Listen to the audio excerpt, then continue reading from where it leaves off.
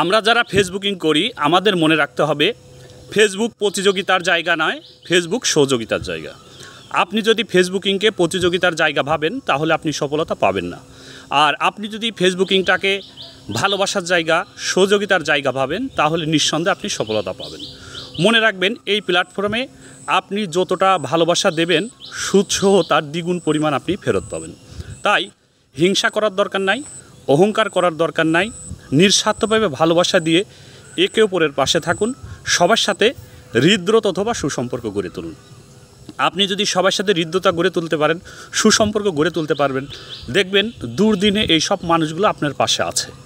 আর আপনি যদি স্বার্থপর মানুষের মতন কাজ করেন, কারোর সঙ্গে ভালোবাসা বিনিময় না করেন, কাউকে পাশে না রাখেন, আপনি যদি কারোর পাশে না থাকেন তাহলে আপনি সফলতা যেমন পাবেন না, দুর্দিনই কাউকেই আপনি পাশে পাবেন না।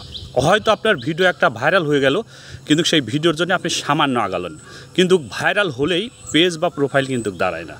আর নিঃস্বার্থভাবে যদি ভালোবাসা বিনিময় করে একে অপরের পাশে থাকা যায়, ফ্যান ফলোয়ারের সাথে ভালো ব্যবহার করা যায়, তাদেরকে ভালোবাসা দেওয়া যায়, তাদেরকে ভালোবাসা দিয়ে পাশে রাখা যায়, এবং যদি তাদের পাশে থাকা যায়, তাদের সাথে একটা সুসম্পর্ক যদি তৈরি করা যায়, তাদের সাথে যদি একটা হৃদ্রতা তৈরি করা যায়, তাদের সাথে যদি ভালোবাসা বিনিময় করা যায়, তাদেরকে যদি ভালোবেসে পাশে রাখা যায় এবং যদি নিজে তাদের পাশে থাকা যায়, তাহলে কিন্তু দীর্ঘদিন ফেসবুকে টিকে থাকা যায়।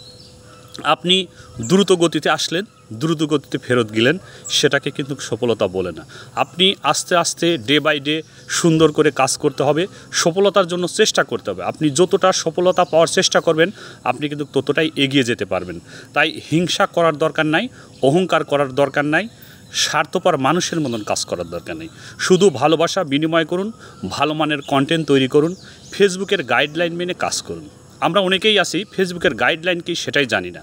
আপনি যদি ফেসবুকের গাইডলাইনটা না জানেন, ফেসবুকের গাইডলাইন মেনে কাজ না করেন, তাহলে কিন্তু সফলতা আসবে না। ফেসবুক কর্তৃপক্ষ যেমন বলেছে, যদি আপনার সামনে ফেসবুক কর্তৃপক্ষ কোনো ভিডিও অথবা পোস্ট সাজেস্ট করে, সেই ভিডিও অথবা পোস্ট সম্পূর্ণরূপে দেখে ভিডিও অথবা পোস্ট রিলেটেড গঠনমূলক কমেন্ট করতে হবে।